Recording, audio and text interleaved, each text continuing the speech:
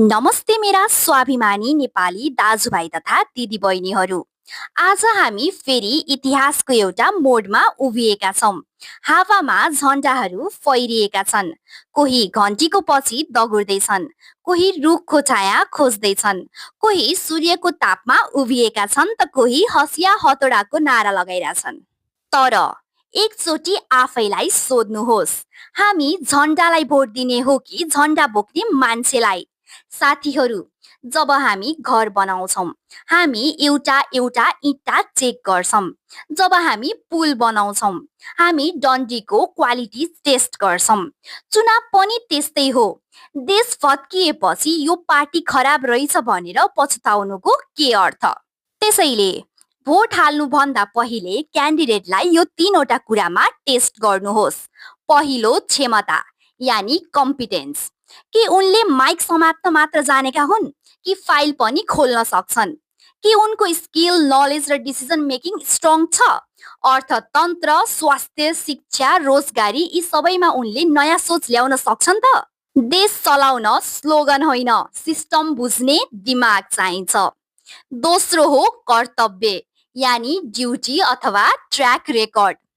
नयाँ पार्टी होस् या पुरानो, त्यो मान्छेले पहिला के गरेको थियो?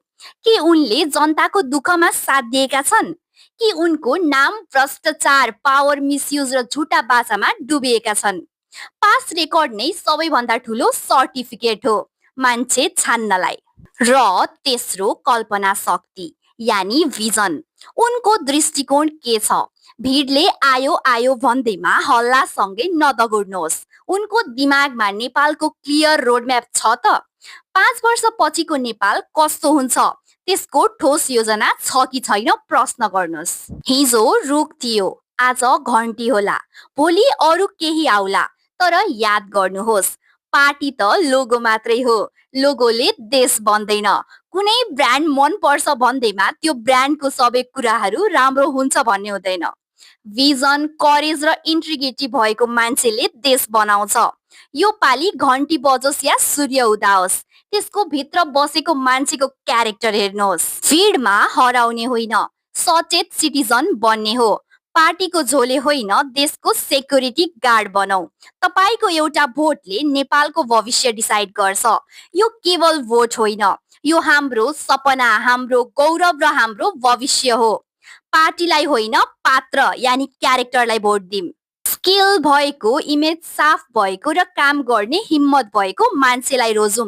यो देश हाम्रो हो र यो भविष्य पनि हाम्रै हो। जय नेपाल।